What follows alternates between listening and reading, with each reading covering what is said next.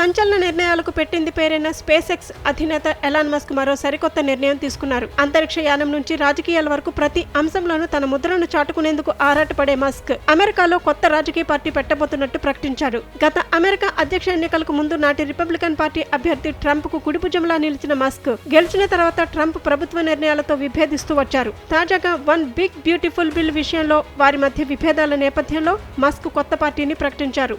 ఈ బిల్లును ఆది నుంచి వ్యతిరేకించిన మస్క్ ఇది అమెరికన్ పార్లమెంటు ఆమోదం పొందితే కొత్త పార్టీ పెడతానని ముందే ప్రకటించారు. అయితే అధ్యక్షుడు ట్రంప్ పట్టుబట్టి మరీ ఈ బిల్లుకు ఆమోదం సాధించడంతో మస్క్ కొత్త పార్టీ ప్రకటన చేశాడు. స్వేచ్ఛను తిరిగి ఇచ్చేందుకు వస్తున్న అమెరికా పార్టీ అంటూ ఎలాన్ మస్క్ తన సామాజిక మాధ్యమం ఎక్స్ లో దీని గురించి ఒక పోస్ట్ పెట్టారు. అమెరికాలో ప్రస్తుతం డెమోక్రాట్లు, రిపబ్లికన్ పార్టీలే ప్రధాన పార్టీలుగా ఉన్నాయి. ఎన్నిక ఏదైనా సత్తా చాటేది ఈ రెండే. నిజానికి అనేక పార్టీలు ఉన్నప్పటికీ వాటి పాత్ర నామమాత్రమే. కాగా ప్రధాన పార్టీల కబంధ హస్తాల నుంచి అమెరికాను విముక్తం చేస్తానని, అందుకు అమెరికా స్వాతంత్ర దినోత్సవం రోజున జూలై 4 నాడు తన పార్టీ ఆవిర్భవించిందని మస్క్ చెప్పుకొచ్చాడు. తమ పార్టీ రాబోయే రోజుల్లో అమెరికన్ల కలలను నిజం చేయనుందని మస్క్ తెలిపారు. అయితే అమెరికాలో కొత్త పార్టీని స్థాపించి నడపడం అంత సులభమైన వ్యవహారమేమి కాదు.